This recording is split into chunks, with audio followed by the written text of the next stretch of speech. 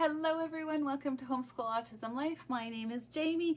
Today's video, I wanted to share some of my most favorite homeschool curriculums that I have used, most of them, some of them from the very beginning. And I'm really excited to share them for you because you might be in that place where you're like, this curriculum isn't working and I'm so frustrated. And I want to share the reasons why I like them, why I appreciate them.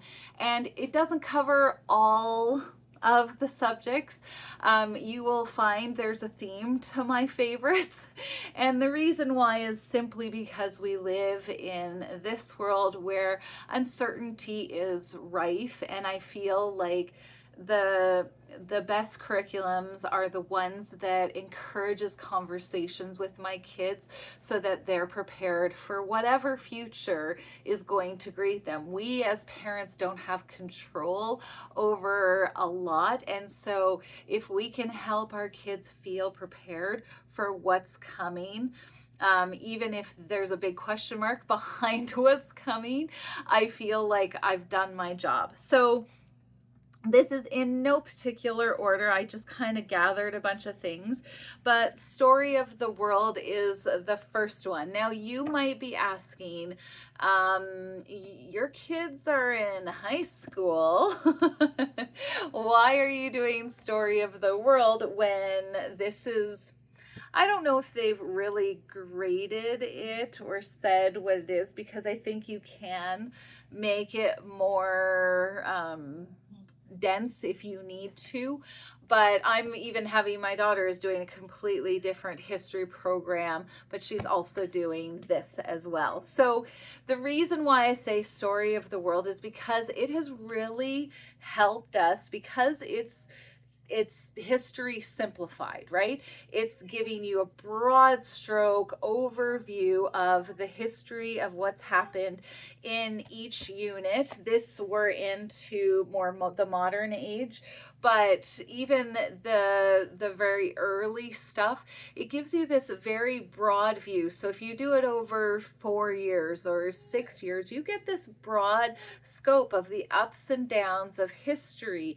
And the Middle Ages especially was just talking about the drastic changes in the borders, and like there was a lot of uncertainty in the world for generations, for hundreds and thousands of years. And so this has been really good to have those conversations about good versus evil and how God allows things to happen in the world, and he brought certain people up and others who thought they were the greatest down. And I don't know how many times we've talked about the emperors and the kings that thought they were the greatest and that they were going to live forever, and for some reason it didn't happen for them or their empire was going to last for forever. And so it's been really awesome to have conversations about history in light of current events and how those lessons apply to today. So this one is a favorite, not for its complexity, but for the conversation starters that you can have even when your children are younger. So this one isn't technically a curriculum, but I feel like I use it that way. And the reason why I love these answer books is because, again, it's conversation. I'll read a couple of excerpts from this book, and the amount of conversation it generates, because we're thinking things through. I'm teaching my kids to look at things with a critical eye because they go through the effort of going, this is what secular individuals believe, and this is what Christianity believes based on the Bible, and why is one better than the other, or why do you think this makes sense versus something else?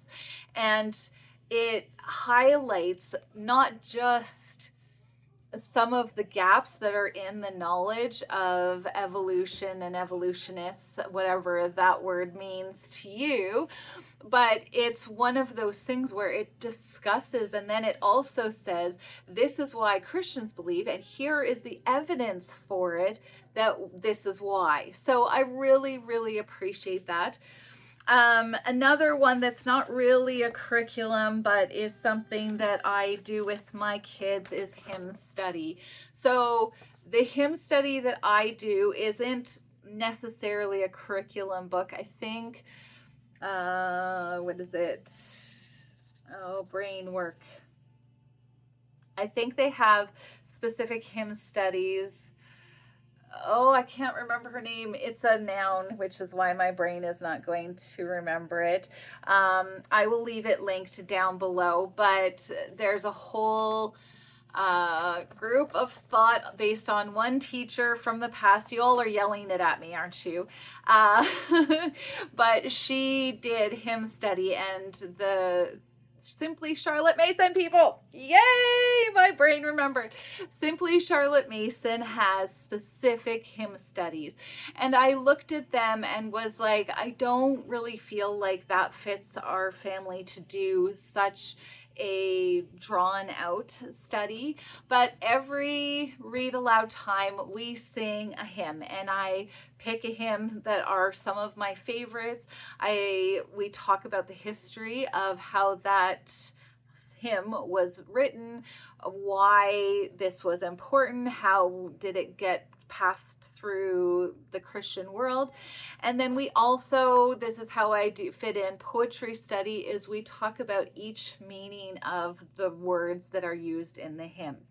And then we sing it for a month, and then next month we do another one. And I have just loved this, again, for the conversations, because so many of the hymns that I have chosen are ones that come from a place of not being sure where God wants you. What does he want me to do with my life? I wanted to do this and he's said no, or I'm wasting my life, or great sorrow, and how God has walked them through those times. So I'm really, really, really thrilled. And I feel like, again, those songs will come back to them.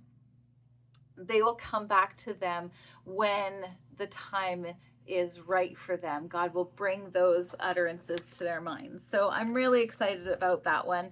I will always do it with them as long as I homeschool. Another one, this isn't about the conversations necessarily, but IEW Structure and Style for students has been a consistent one, because again, I'm preparing my kids for the future. This is teaching them how to think, not what to think, how to write, but not like you must write this way or that way. It's more giving them the tools to be able to speak and be understood in a way that will be helpful for them. I didn't pull it out, but I do think that a close second favorite is the Logic course or Introduction to Logic by Dr. Jason Lisle. His introduction to logic we've been going through this year, and I feel it has value because, again, you're teaching your kids to spot the fallacies. You're teaching them to spot when somebody uses a word and has changed the definition to fit their purposes, or they're using a persuasive argument rather than a logical argument.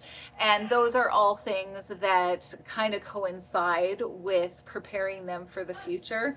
So that's another one. I will leave all of these linked down below. But Structure and Style, I remember for many years not knowing how to write, being unsure. With this one comes Fix-It Grammar as well, which was something I always thought I was horrible at. And it's just something that can give them confidence, and it's quick 15-20 minute thing that they do in the morning. But Fix-It Grammar is something that they can apply to IEW, and they gain the experience, right? I'm almost done. There's 3 more. So the Not Consumed Ministry Bible studies, I do this with my girls and another family's girls, and we're doing Making Lemonade, Trusting God Through Life's Struggles. Again, feel like this is such a timely thing, and it's really important that our kids feel like they know where to go when times are tough, but they're short and simple, but tons of conversations come up when we're discussing this, and they use lots and lots of examples. This is, again, I don't know if it's curriculum or more of a Bible study, but there's a whole study on the fruits of the Spirit, and this one I will never get tired of. I will probably be doing it again next year with my girls. Maybe not. I'm really happy with the answers one, but one of the things that I say all the time in my house when there's conflict is, what tools in your toolbox are you using? And the fruits of the Spirit, which fruits of the Spirit are you using to solve this conflict? Or are you using the fruits of the Spirit right now? And I always get, well, she's not using it. And I was like, God doesn't care about the other person. It's what you are choosing to do that you have to answer to. So this is another one. And then again, not in any particular favorite, but my spine of my homeschool is Gather Around Homeschool. I think for a lot of reasons, but conversations always get done in these. When I'm reading the lessons and stuff, we have regular conversations. I love that it can be brought down and simplified for your younger learners, but also you can, beef it up for, like, this one is the ultimate flexibility curriculum. And I've really appreciated that because I have such vastly different learners, and I can take pages and I can go, okay, this is what I think I can do with this one, or adjust it and change it to what my children need at each time. But because I have all of it, I feel like I am totally prepared for what step they're going to take next, and I've already bought all of it. I'm not waiting to buy the next one. And I can add things like IEW if I want to fix things up, or I think, oh, they're not really getting that lesson in grammar, whatever. I have the ability to add to or take away. So I highly recommend it. And I know that some homeschool facilitators or boards might look down on this, but I feel like, even though, like, my high schooler is doing this, but she's also doing biology in a proper textbook with a teacher and all of the rest of it. So I don't ever feel like, okay, well, I'm doubling up on science. Oh my goodness, she's overdoing it. And I'm like, no, because this helps her, inform when she does the reptile unit, or she is talking about, prey reactions and all of the things we've been talking about it already. So that is my list of favorite curriculums. I hope that it's something that you've appreciated and that you are like, yeah, I think I should check that out. If not, no worries. But I've really enjoyed sharing my favorites and the reasons why. So I hope that this has been helpful. We'll talk to you next time. Bye.